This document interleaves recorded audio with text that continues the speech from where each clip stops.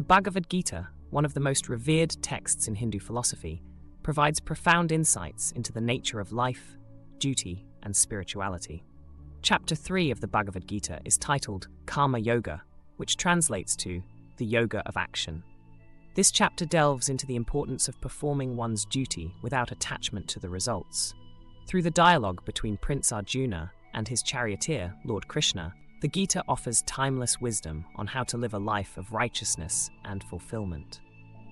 In the Bhagavad Gita, two main convictions are highlighted. Conviction concerning reality.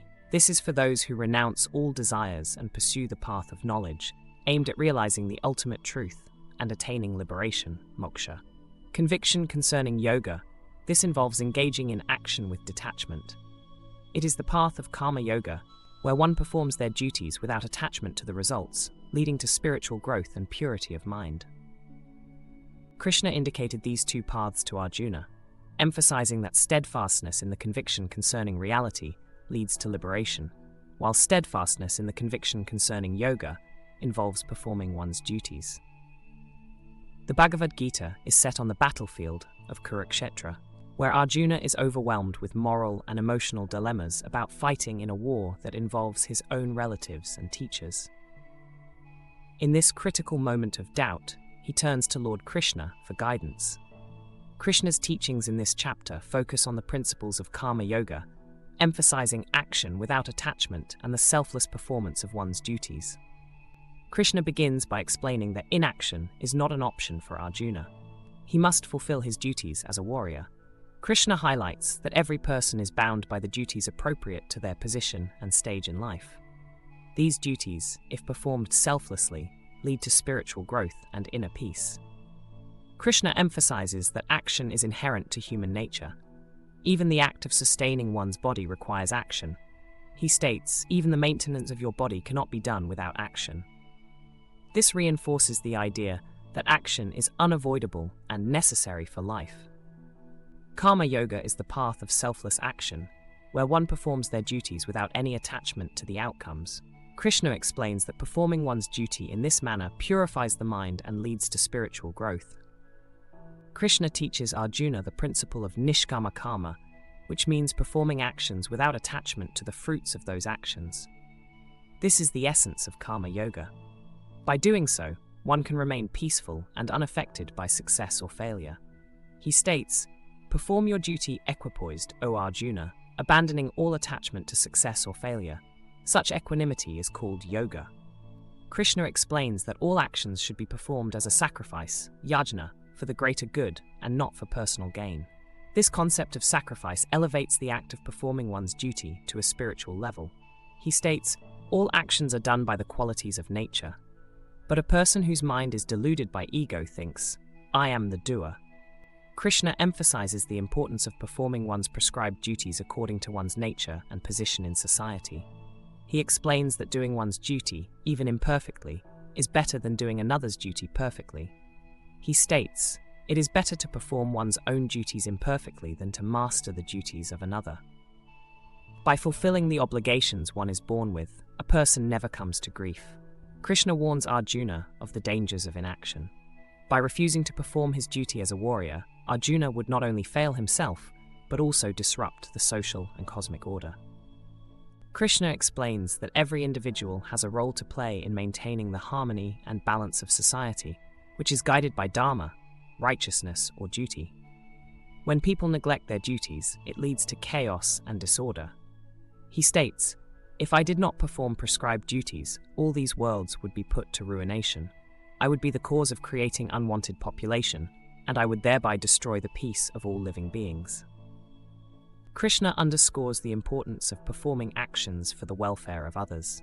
Selfless service is a core principle of karma yoga, as it transcends personal desires and contributes to the greater good.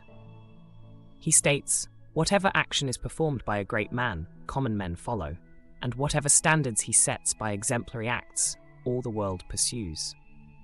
This highlights the role of leaders and influential individuals in setting positive examples through their actions. Krishna teaches that ego and desire are the main obstacles to performing selfless actions.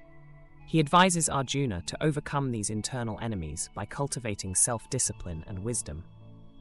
Desire, according to Krishna, is insatiable and leads to anger and frustration when unfulfilled.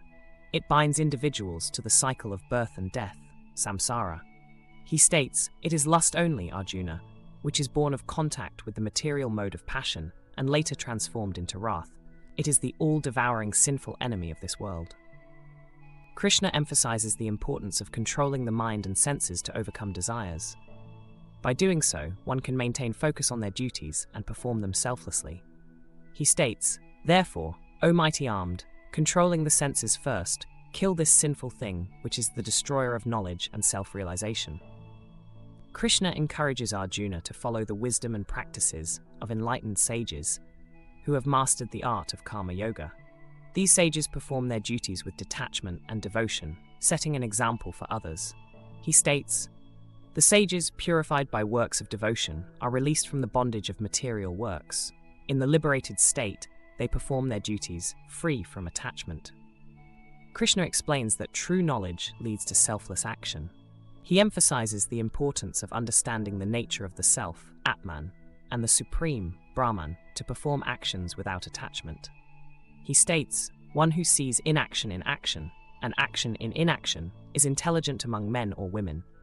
He or she is in the transcendental position, although engaged in all sorts of activities." To apply the teachings of karma yoga in daily life, Krishna provides practical advice. Perform duties wholeheartedly. Engage in your prescribed duties with full dedication and without expecting rewards.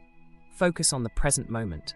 Concentrate on the task at hand without worrying about the future or dwelling on the past. Serve others, selflessly. Use your actions to benefit others and contribute to the well-being of society. Cultivate detachment. Develop a mindset of detachment from the outcomes of your actions. Accept success and failure with equanimity. Practice self-discipline. Control your mind and senses to overcome desires and maintain focus on your duties.